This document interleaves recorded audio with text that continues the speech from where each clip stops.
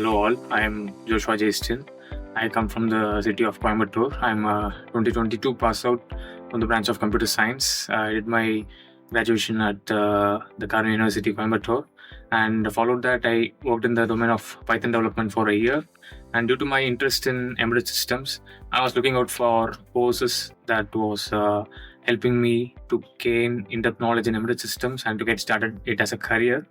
And then I came across Emertxe through my search online, and I arrived in here and I started learning all the modules. The mentors here, they're very supportful in clearing all my doubts. I've cleared many doubts with the mentors here, and it has helped me to gain in-depth knowledge in the fields of embedded C and microcontroller programming.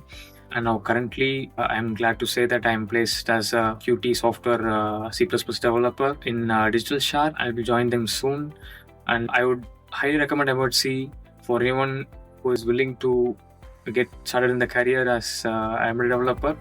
And thank you so much.